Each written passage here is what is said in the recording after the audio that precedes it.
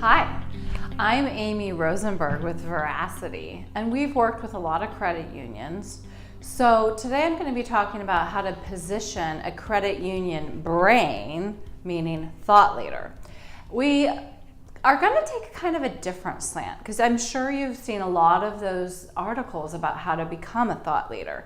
Well, let me tell you a secret. If you are in marketing, nobody wants to hear from you.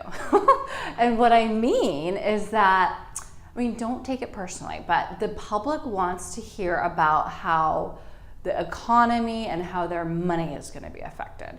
And so they want to hear from experts on those fields. So our job as marketers, no matter what industry you're in, but especially in credit union marketing, is to position other people as experts. And then essentially you have a thought leadership campaign. And it's really exciting for credit unions because there's a lot of different experts that you can pull from, and a lot of different topics you can talk about. So like you've got small business loans, you've got car loans, you've got mortgages. Then of course there's the personal finance thing. Also you could do family investing. That might be interesting to kind of help younger kids learn about investing at a young age and taking care of their money actually. You've got diversity. If you have a diversity expert who wants to help educate people that are underrepresented in like home ownership or financial matters, or even the community where your credit union serves, there could be a community ambassador who would be a thought leader of sorts, but kind of a different phrase to focus in and talk about the local community where your credit union operates out of. And I'm sure there's a lot of others that I'm not thinking of now, but I probably will think of later. So we have a 5-point guide to establishing a thought leader. And this is more on the how-to in the front end of the relationship than actually getting the placement in the back end. But I will get to that. But there's 5 ways to discover your thought leader. Number 1 is to hone your expert DAR. I use this word expert DAR, kind of like your radar or your star DAR. You want to just kind of listen intently and try and figure out who the experts are. So I'm going to write that down because I do have a chalkboard behind me. So 1, and I'm going to put expert DAR. And then, how do you do that? Well, you just want to go to a lot of events and listen to people and listen in an open way. Don't be judgmental. With so many different topics to talk about, you will be able to find lots of different experts. And you might have to focus just on your CEO. That's fine. But maybe your CEO isn't even comfortable giving you stats on the car lending market. Well, that's okay. You just need to go get those stats somewhere so you can get them from your car person and then just put your CEO's name on it later. So you need to kind of figure out who is going to be of use to you, who's going to give you the love. And how you do that is attend a lot of events where a lot of your staff is, and then just get comfortable talking to people. And again, just listen to what is being said.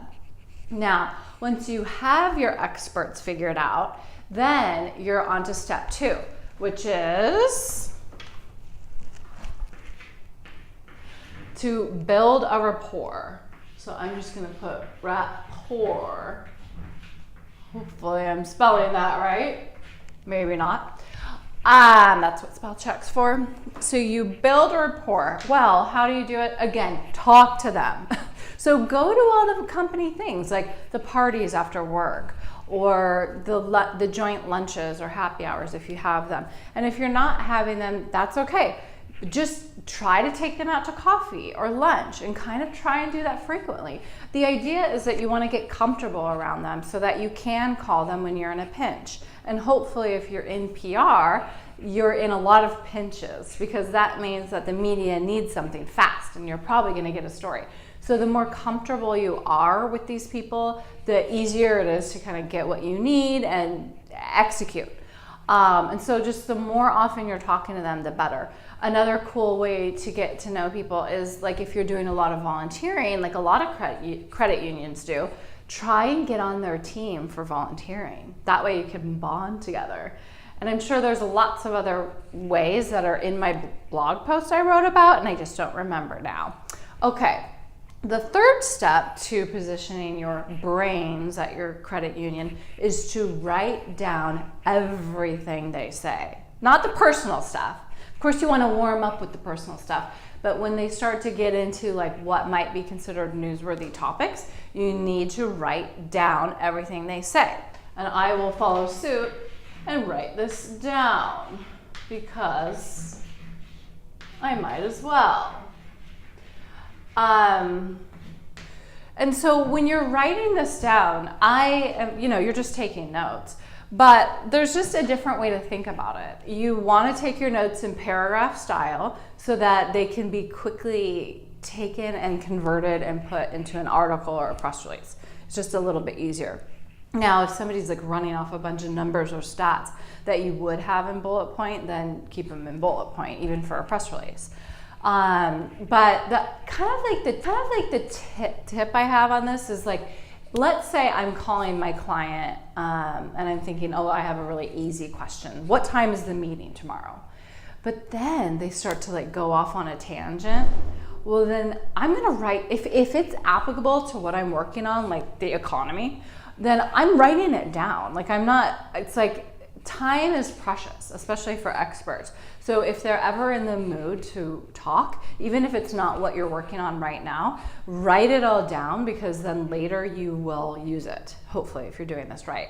And then try and organize your notes in a way that you can kind of use it later for whatever. So I kind of organize it by topic, like kind of thinking like, oh, this would be a good quote for a press release, pull that aside. This would be a good intro for the newsletter, pull that aside. And then here's my like standard article.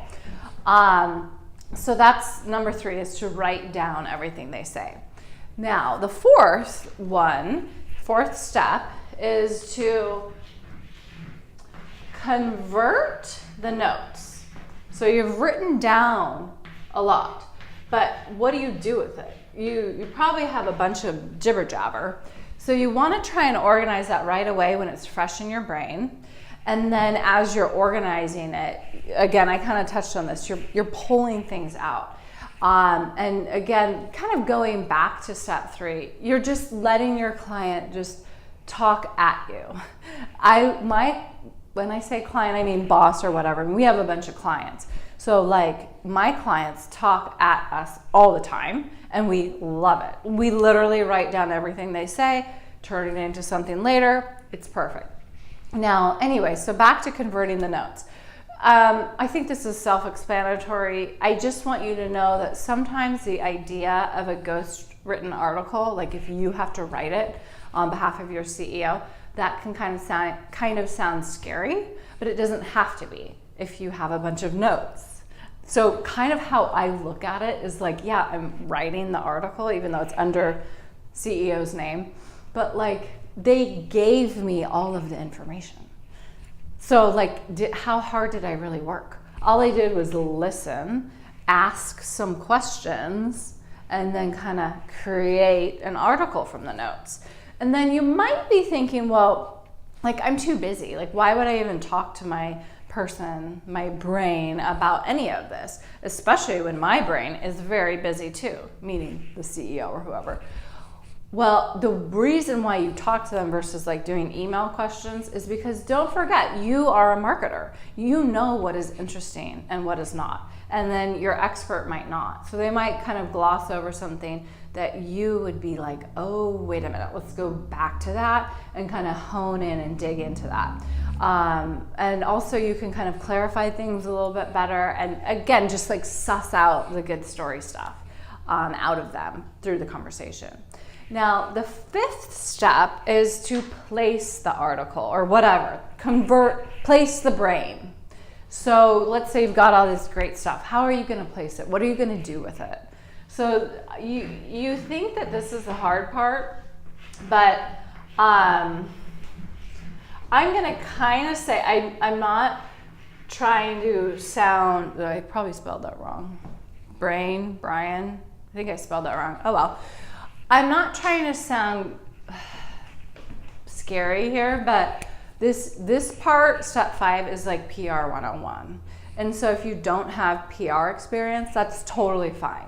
But and it's okay, like you can learn. I'm gonna kind of gloss over this part because this is really more about like how to find and build a rapport and hone in on your expert. But this part, you can discover a lot of this on our blog at veracityagency.com or through our podcast at PR Talk. So how do you place the brain? There's kind of 3 ways to do it. Bylined articles, getting them quoted in articles other people are writing, or getting them speaking engagements. So if you are doing a good job of bylined articles and getting them quoted, then speaking engagements should be easier for you. So first start with the byline articles, where you are going to send a pitch to the press saying, literally like 5 sentences. This is going on. I have this idea. It can be an article written by my CEO or whoever. And ideally, you're kind of maybe dropping a little bit of the CEO's knowledge in throughout the pitch. Or if not, then you're kind of tying into something very timely. So for instance, May is, I think, Small Business Month. So maybe that's when you would pitch the small business loan idea. And maybe what you would do is pitch a story on what's the difference between credit union financing and regular bank financing for small businesses, and how should they go about deciding. There you go. That's the article. Pitch it. They'll say yes. And then hopefully you've done step 1 through 4. And so then that part of actually getting it placed is not hard because you've been listening intently. You've figured out who your expert is. You've written everything down. And now you just convert your notes. Of course, your expert has to approve them before you send them to the press, and you send it to the press. The other thing is to get your expert quoted in articles other people are writing.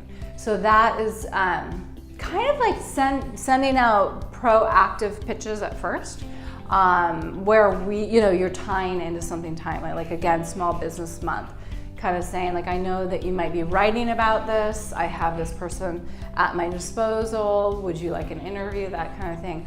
And then you'll do that a little bit, and then hopefully it'll be successful. And then what happens is the magic starts to happen where the press is starting to call you for these. And that's just brilliant.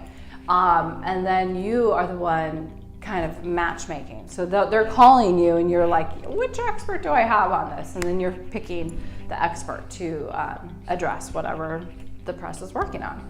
And then from there, the speaking engagements is a little bit easier every time you're quoted or written up.